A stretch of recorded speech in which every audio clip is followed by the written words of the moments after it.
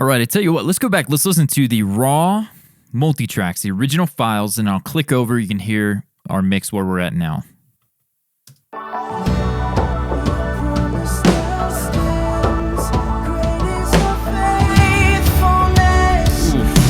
Hey friends, welcome back to the Mix Academy. I'm David Glenn with themixacademy.com, and today we're going to learn how to take a mix to the finish line. Hope you enjoyed that thumbnail. I've had this sitting on my desk in my notes for a couple of years to do this video, maybe even longer than that. Just never got around to it, and recently I hosted a live mixing event. It took a song from start to finish, or at least it was supposed to be a finished mix, but between Q&A and the teaching and all of it, on Fresh Ears, I said, hey, I've got a ton of notes. I want to give you guys my best and deliver an incredible mix. And I feel like right now we have kind of a D, maybe C minus mix. So I've taken some time. I've tweaked it. Those of you who purchased that all access bundle, you should see in your account. Everything is there for you. But I made a promise to those of you who were following along with the live event that I'd upload a how to finish a mix series and promise to take this mix to the finish line. So, as promised, here we are, and we're going to learn in this video. I'm going to share some techniques for how I take a mix to the finish line. But then in the next video, we're actually going to pull open the mix notes and break it all down. We're going to actually mix this to the finish line, hitting those notes. It may even be a third video. So a little mini series here, how to finish a mix. Hope you guys enjoy it. We're going to get straight into it after I tell you about the free Fix It in the Mix guide. If you're dealing with average or poor recordings, which most of us do, if not from time to time, quite a bit of the time, you got those vocals, closet vocal syndrome. You've got overproduced tracks, poorly arranged tracks. I've got a free guide. It's called my Fix It in the Mix guide. It's yours free today. Check out the link in the description below. I'm going to help you take those average and poor recordings and deliver radio-worthy mixes. Check it out, link in the description. Now let's get into today's series. All right, so how are we gonna finish this mix? So I've got a whole bunch of notes, but in this particular video, I wanna walk you through my thought process, my workflow for taking a mix to the finish line. I get, distracted, the rabbit trails, the chasing effects, and all over the place. And it's important to take a kind of a step back and look at it from a bird's eye view, your mix as a whole. Kind of think through what really needs to be done here and what am I doing that's kind of avoiding dealing with bottom end or getting the vocal right or automation. And so a lot of us creatives, we can struggle with that. So here's it's going to be a lot of talking. Need some throat coat, but I'm going to go ahead and maybe throw some B-roll in here, keep it a little more interesting. So the first step for me is to stop mixing and evaluate. You got to take a step back from the mix, kind of get a bird's eye view like I just said. This is going to mean bouncing the mix wherever I'm at. I'm going to bounce it, and I'm going to pull up and listen on my buds. I like to use Dropbox. I throw the file in my folder there for the client, and then I listen, not for him to hear it or her to hear it, but for me to listen to. I have a pre-client folder in my Dropbox folder, and I'll listen on my earbuds, the AirPods. I've got a pair that have a little more like mid-range to them, and then I may switch over and I listen on the iPad and the laptop. Actually, I've got the M1 MacBook Air, and the speakers are really good. It's pretty cool that we can listen to them on there. So I'm listening across multiple sources to get a perspective across those multiple playback devices so that I can build a list, which is my next note. We need to make a list in order to serve the client.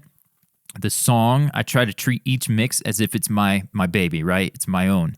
If I were going to be slapping my picture, my face on an album cover, and this song was going out to the masses, would I be proud to release that? And if not, then I've got work to do to better serve that client and the song. So I definitely want to make sure that I put the time in, that we put the time in and serve the client. That's what's going to keep them coming back. But not only make a list, we need to prioritize that list. It's not enough to just have an endless list. And I'll show you. I've got a list for this song. Pull it up here. And, the first note is pick a pad. And next one is kick, bass, sidechain, drums dynamics, vocal automation. During the live stream, Zach mentioned the background vocal breaths. And so you got a list here. Well, this is just a random list. I need to prioritize this list. And first, the kind of order that I'm looking for is creative, emotional notes, the ones that enhance the intended emotion of the song. So vocal reverb, EQ on the vocal, is it too bright and is it meant to be more warm? Is it a heavy song and I need some saturation for the vocal and it's just too pretty, too clean? It's not giving me the anger or the energy and the intended emotion of the song. So definitely prioritize your list. I like to lead with the creative and emotional elements. And then, of course, the technical is the kick-bass relationship overloading the two bus. Is that creating saturation or distortion in the track that's unpleasant? Things like sitting a vocal on the mix could be both, but just depends on what you're going for. But low end overloading were some of my notes. The vocal sitting properly, or the lead instrument sitting well. So you may have pads. Like my first note is the pad. Is the pad the most important song? It could be one of the most important elements. Maybe the only element in a verse or something like that, but it's probably not for most things. And so prioritizing that list is huge. Next up, we have to execute those priorities. So we prioritize the notes. Now we need to stay focused and execute. And a cool way to execute, there's some techniques that I use in order to make sure that we can handle our business and take the song to the finish line. I'm going to link them above. I thought maybe showing them off in this video, but I don't want this video to be too long. The referencing trick, I have a video on my channel called the low end trick. I'm in the process. I'm going to redo that video into a series. I'll also link my buddy Ryan over at Creative Sound Lab. Recently hung out with him, talking on the phone. And I think it was like 3 or 4 hour conversation talking on the phone, but geeking out about audio and techniques. And I shared my technique with him recently with Robert McClellan over at Home Studio Simplified. Actually, might even take how I explained it in the interview with him and put it here. But basically, my referencing trick, we're going to take a high cut filter all the way down to 30 or 40 hertz, and we're going to reference. You got to get your mix with some loudness processing. So when you reference, you've got apples to apples. Again, go watch that video. Go watch Ryan explain it. Go check out my interview with Robert. All the links down in the description. But we're going to click over apples to apples and reference against a song that's in a similar key, similar vibe that you're going for. You don't want, it's good to reference outside of your genre. If you're mixing rock, mix some, go listen to some hip hop and some pop and whatever, Spotify playlists and whatever. Nowadays, you're going to have multiple genres all stacked up against each other. It's good to hear how yours is going to compare to those. But you want to, for this technique, you want to find something that's similar key, the kick sound, the way that you like, and etc. So I'm elaborating more than I should for here, but go check out those videos, the referencing trick. Next up is EQ match.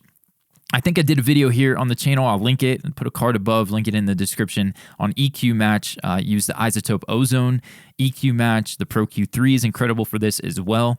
Tons that you can learn from doing the EQ match. Now, here's the thing with the EQ match. If you haven't heard of it, definitely check out that video. But just because you do an EQ match, basically it's where you capture the frequency spectrum of a reference mix. Then you go over and you capture the frequency spectrum of your mix. And then what the EQ match will do is you have a smoothing control, and I'll throw some B-roll in here showing it in action. And then you can choose how much you want to shift your mix's frequency response to the reference to be a little more closer to their frequency response. And so you may see that, and here's the cool thing. Sometimes I use it as a crutch. I've admitted that before, and I'll put it on the 2-bus and I'll gently use it and call it a day. If I have to use too much of it, then I've got work to do. I got to go back to the mix. But here's where it's cool. Don't just rely on it. It's okay to do that. Rules are made to be broken. But take the EQ match and learn from it. The EQ match is going to show you the frequency response of both your mix and the reference, and then what it recommends to help shift your mix towards.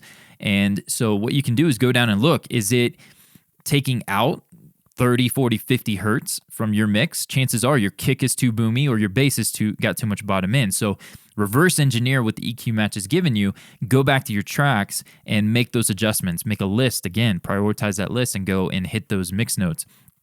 Maybe you're mid-range. Maybe you got mixing and you got too much of that Fletcher Munson thing going on, and so you need more mid-range. Maybe you took too much out, 400 to 600 hertz, and so that EQ match is going to kind of show you, hey, you got some work to do in here. And so If you have drastic changes, definitely reverse engineer it. Go check out what's going on. Maybe top end is sizzly, it's too harsh, whatever.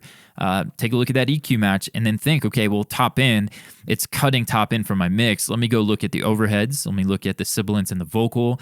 Guitars may be too brittle, keys may be too bright, and just think, how can I go and maybe tame those areas? And that's just a technique I love to use and share as much as possible. So another way is to share your mix with a trusted set of ears. Careful sharing mixes that maybe clients haven't signed off on, or if you're working with labels. But I've got my man Joey Fernandez for the longest time, for however many years now, 2014, 2015, something like that, that we've shared mixes with each other. And he more so than I have. I send him mixes, man. I rely on him. His ears are incredible. And when I can push my clients his way, he's my mastering engineer. And so just an incredible talent. His ears, I trust him with my life, and I trust my mixes with his ears. And so he's going to give me valuable feedback. And then a service that I offer is the custom mix critique. Something we're doing now in our VIP membership is building a community, and every member that submits a mix, we're going through and we're giving critique, myself and new contributors here at the Mix Academy. So definitely check that out. Link in the description. A little shameless plug for the VIP community. It might be closed, but give a look if you're interested in getting our ears on your mix. Like I said, that service is expensive and takes time, and I record a video, and now we're doing that for the members and just recording a big long video and then time stamping and tagging our members in the community. But there you go. So a couple of other things with finishing a mix. Never send a mix to a client after a long listening session. Always wait until that next morning, or at least give yourself an hour or two to come back with a fresh perspective and be able to hear. You're going to be amazed at how different that mix sounds. It's kind of I meant to mention the emotional roller coaster of being a mixer, a creative, and how you start a mix with raw tracks and you get pushing it up, and now it's starting to sound better. You're polishing it a bit. You got better balances, start to compress a little bit. It's like, oh man, this rocks. This mix sounds good. And then you go listen back and you check your mix, be it in the car or wherever, and you're like, I suck. This mix sucks. And so you get back to work, right? You make your list, prioritize your list based on today's video, and then you get to build it back up, and hopefully you don't have that suck, that drop off, the emotional suck again. But if you do, just go rinse, repeat, go back and make your list, prioritize your list, and take it home. So, hey, if you've enjoyed this video, drop a like. Definitely subscribe to the channel. Got flies flying around in the middle of Utah here. But appreciate you guys hanging with me. Definitely check out the next video. We're going to, like I said, we're going to go into a full mix, and I'm going to show you taking this mix that you heard at the intro to the finish line right here on the channel. So appreciate you guys, and we'll see you in that next video.